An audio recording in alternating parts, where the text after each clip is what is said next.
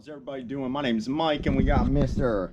Gucci hanging out with us today. So today what I want to talk a little bit about is we're outside with the dog, and I'm just out taking him to the bathroom after he has eaten his food. So outside, this is one of the places where the dog is going to be most he's going to be most excited, because outside, it's as simple as this. Inside, you have control of the environment. Outside, you have zero control of what's happening. There's other people, there's dogs, there's all kinds of things. So it's very important that the dog walks at heel. So heel means that we have the dog at the heel of our foot. We're not right here. This means the dog's in front of us. But when we're right here, this means the dog is following us. They are at the heel of our foot. And you see how the dog's sitting, waiting calmly. That's how your dog should look outside. If your dog comes immediately outside, pulls on the leash, does all kinds of things, just kind of ignores you and does whatever they want, then you know, that's on the person at the end of the leash. It's up to us to show them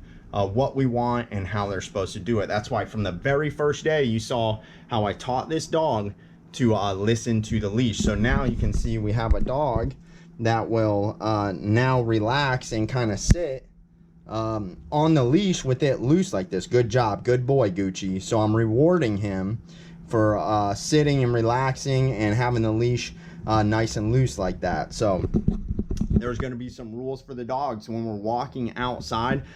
There's like an imaginary box around the dog. So like this line, the dog can't cross this line, or the line behind him. So he's got to stay like in this imaginary box.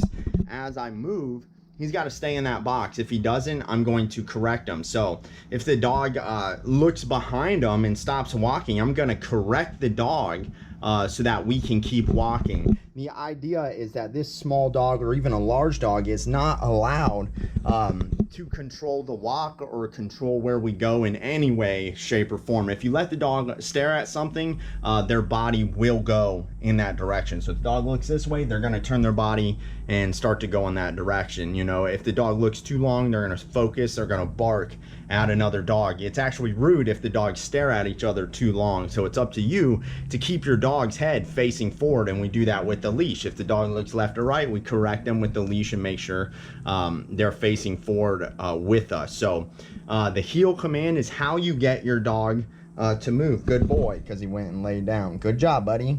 Good boy.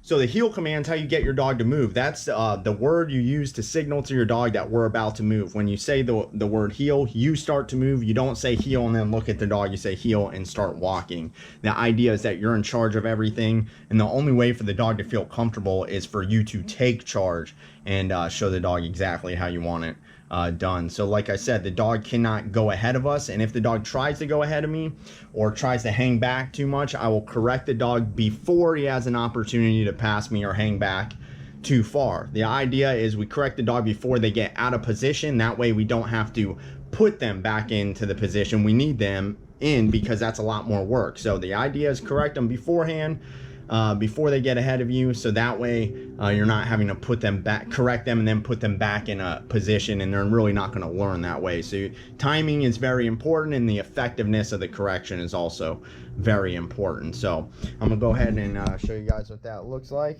So here we go, heel, and I start walking as soon as I say that.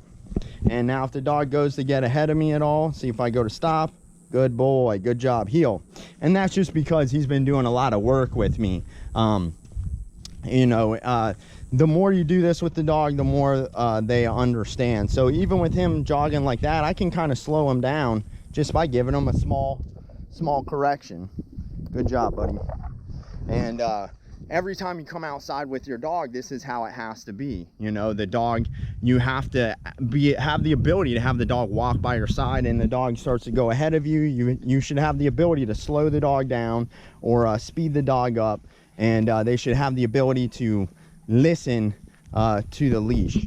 You know, it's very important when you come out here that other dogs and people see your dogs in control. And if all dogs were walking like this, there wouldn't be so many problems on the streets with dogs. But of course, the more crowded of an area you have, the harder it's going to be for the dog. So this particular dog lives in an apartment building, so it's going to be much more of a challenge to have control of the dog there, because it's much more of an uncontrolled environment, and there's a ton of people Usually most people don't know how to be around dogs, so they're going to stare at your dog, you know, and they don't understand that they're communicating with it and only making it so you're going to have to correct your dog. So as I'm walking with him, you know, if the dog goes to rush it all, we're just giving a small correction on the leash. That's all it takes.